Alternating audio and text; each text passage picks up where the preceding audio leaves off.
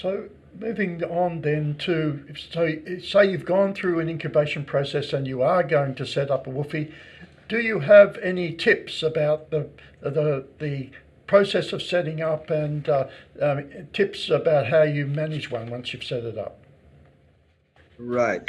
So we have quite a few companies that went through the incubation stage, and some of them, actually, few of them actually this year that have been with us for 6 years, 7 years, 8 years, and they already have a team of. Some of them have 4 people, some of them have 7 people.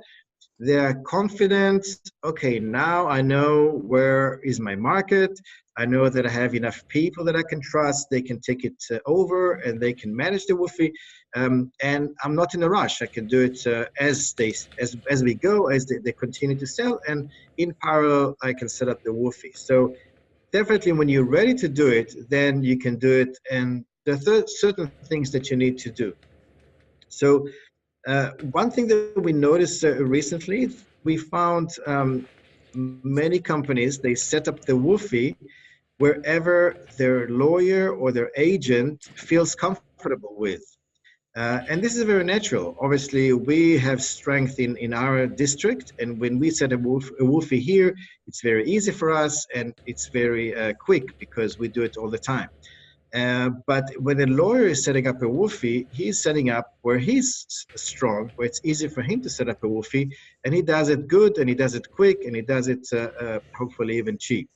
The problem is not to set it up where the company who is setting up is strong, is to set it up where the company who will manage it later on is very strong. So when you go to, before you set up the woofie, you need to ask which company will help me with the bookkeeping and accounting and dealing with the tax bureau, because this is the main challenge of setting up a woofie. And when you decide this, before you set up the woofie, you go to this bookkeeping or accounting firm and you ask them, where are you the strongest of managing a woofie? Where is the best tax bureau for you? Where do you have good relationship with the tax office? We just had a company, they set up a woofie in Pudong, and they asked us to manage the woofie, and we says, no, we're not going to Pudong to manage a woofie. We manage a woofie in Shuhui, where we are very strong. We have great relationship. Actually, I can see the tax bureau out of the window just next to us. And this is, we put ourselves very near the tax bureau because it's important, as you know. You go to the tax bureau all the time. You have a good relationship with the people, and they know you. And when there's problems, they help you to solve it. So this is really important for many, many years. And this is probably the key point. Then the actual bureaucracy, the main obstacles is the preparation, getting all the paperwork. And it's a very annoying and tedious work to get the right document.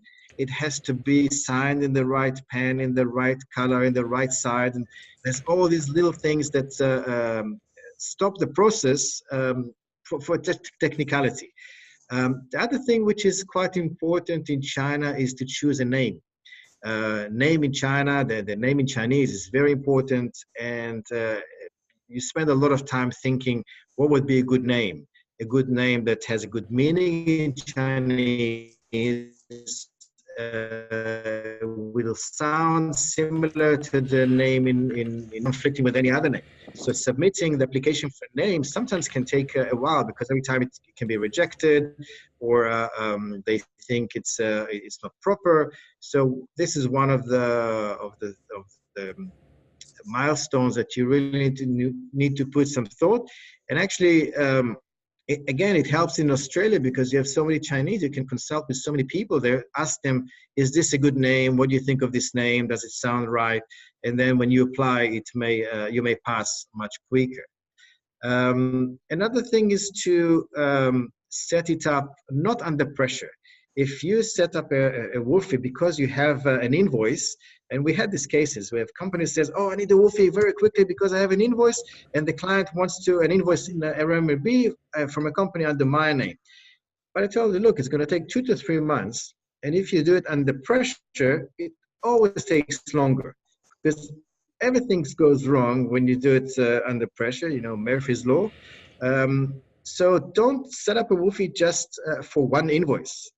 And we found several. Actually, we had a client that set up a Woofy for one invoice. It was a big invoice. It was worth it. But when you do it under pressure, it always takes longer. There's always some bureaucratic issues. There's always some document missing, and then you rush back. So if you do it very relaxed. Don't rush into it, and do it as you continue to do the business through the incubator. And this is why I say go to the incubator, you do your business, and in parallel, slowly on your spare time, you set up the Woofy. The other thing is setting up a Woofy became so easy, almost too easy.